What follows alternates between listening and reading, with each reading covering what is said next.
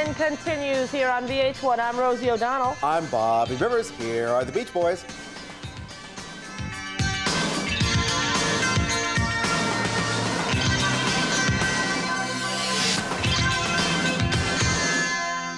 Just let me hear some of that rock and roll music. Any old time music. It's got a backbeat, you can't lose it. Any old time you choose it. It's gotta be rock and roll music. If you wanna dance with me. The difference in the crowds in the beginning, we didn't have a following for 20 years or more. So everybody at our concerts was a teenager. If we're playing in a more sophisticated setting, a more upscale setting, Las Vegas, Nevada, something like that, then there'll be about 80% adults and 20% younger people. So the change in their audience isn't in the response or isn't in the songs or anything so much as it's in the fact that we've been around a long time and we have a real wide age demographic appeal. We played in Birmingham at an amphitheater. Great show. So at the end of the show, you know, Stamos is there, he's jumping around, the cheerleaders are jumping around, and I'm thinking, hey, this is great, all I have to do is kind of play and everyone jumps around. So at the end of the show, this beautiful little girl, about 16, and she's absolutely gorgeous. She said, I love your songs, I have the cassette for my car, and you're really cool. Bruce, I wish you were my dad. I went, well, I've been around forever. Anyway, I thought that was great. It made my year. My favorite Beach Boys song is God Only Knows. It's real true for me. My favorite song would be the ballads. I mean, if I have form to choose, I like the, you know, for some reason, the really beautiful, simple ballads. But my favorite is California Girls, because it kind of exemplifies what I think in my mind a lot. I think a lot about girls, and I like to go around the world, and I like to travel, and it's great when everybody sings along, and it's a very alive song. Songs about surfing, you call surf music, but there's a sound to our records with the harmonies and the style of production that Brian used, which sort of carved a niche in contemporary music. California Girls is about girls, and it doesn't say one thing about closest it gets to water is sand. Hawaiian Island dolls by a palm tree in the sand, but there's no mention of water.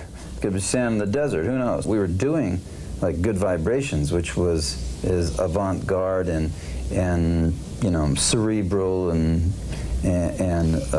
ahead of its time, you know, musically, but we were just pinned with that surf music and a surfing group, and fortunately we've lasted long enough to go through that period, and I don't think people refer to that name so much. I think it's Beach Boys music. I think we're going to make the definitive party album of the 90s, like the Barbara Ann party album. Yeah, well, I think that if we don't, we're crazy, because the people in the public perceives the Beach Boys as 75% party and 25% cosmic wonderfulness.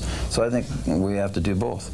We should do an album of all these great party-type songs, and we should do another album which is more like Pet Sounds of the 90s, yeah, where we work on. Because there are a lot of things going on in the world which people don't know that the Beach Boys think about. Things like the environment and the ozone level just going to hell, you know. Humanity being all, you know, beaten up, and I mean, things like that bother us that we never get a chance to say anything about.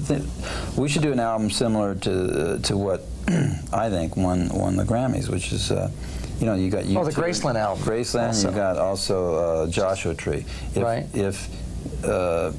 If the Beach Boys would do something the way we sing, that incorporated that kind of thought and that kind of purposefulness, it'd be great for that part of life. And then the other part of life should be fun, you know, Louie Louie, Wipeout. I want to do Poison Ivy, stuff like that. There's a certain amount of pride. I remember the first time we heard the first song we recorded was called Surfin', and the whole family got together, and I mean, it was a big family. I was the oldest of 6, and then there's Wilsons and Loves all over the place. The family and all our friends dialed into the radio station to request it, because the deal was that the song with the most call-ins on the 5 or 6 songs they played was going to be the song they'd feature for a whole week, you know. So we all dialed in, and nobody else stood a chance. So I don't think the Jacksons were making records at that time. So anyway, it was 1961 in October, and we won this record thing that was put on the rotation for that particular station, and it became a #2 record in Los Angeles, and it was #1 in a few other cities. But I remember that first time, it was so intense. I mean, it was exciting. And I mean, here is a song that you made on the radio the first time. There's nothing like that first time you have a record on the radio. It's a big thrill every time you hear it, or it's pleasant, or it's neat, or it's good for your ego, or it's whatever it is. But that first time, there's just nothing quite like it. It's tremendously exciting. The other night, we played in Birmingham at an amphitheater. Great show. So at the end of the show, you know, Stamos is there, he's jumping around, the cheerleaders are jumping around, and I'm thinking, hey, this is great, all I have to do is kind of play and everyone jumps around. So at the end of the show, this beautiful little girl, about 16, and she's absolutely gorgeous. She said, I love your songs, I have the cassette for my car, and you're really cool. Bruce, I wish you were my dad. I went, well, I've been around forever. Anyway, I thought that was great. It made my year. I can remember working on Pet Sounds, and it was like, I know what it feels like to be working on the pyramids, and I don't mean as one of the slaves. We would do like 20 or 30 takes on things like Wouldn't It Be Nice. If you listen to the harmonies, I mean, they're absolutely perfect. In fact, we did many perfect takes, but Brian, I started calling him dog ears during that session, the Pet Sound sessions, because he would hear things that no human could hear. I took it to England, and I played it for the Beatles. I played it for Lennon and McCartney, and they said that Brian's music and our music really helped them have the courage to do Sgt. Pepper. The performance on Pet Sounds is flawless, I think, and that's, in terms of quality, nobody ever worked harder at making the quality of an album, particularly at that time in day and age in the 60s. And I hope someday to perform it with our band, perform the whole album with one of the symphony orchestras and really do it right.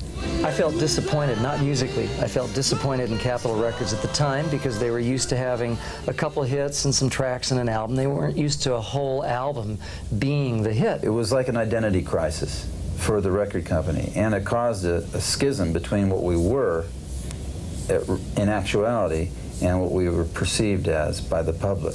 The label was concerned. They didn't like a lot of the songs on it because it wasn't, and I'm using their words now, they wanted bubblegum.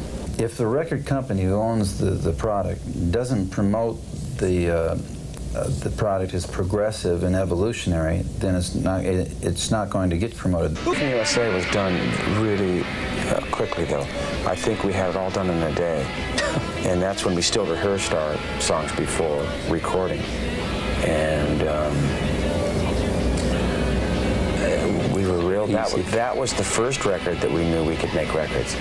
I remember when we played New York City one time, I wasn't really in touch with what the record was doing, and I checked and turned the radio on, and as soon as I turned it, like a movie, I turned the radio on and said, #1. Help Your Honor came out. It was really kind of fun. Oh, that's amazing. You know, just something we just all sat down and began playing our guitars. It wasn't really intended to be anything serious, or, you know, it was just fun. In fact, somehow, when we were making Pet Sounds and Capitol Records were saying we have to have an album immediately for release. That's right. And to get them out of our hair, we did the Party album. And that's where Bob Rand came from. Well, that's a really great honor, being inducted into the Rock and Roll Hall of Fame.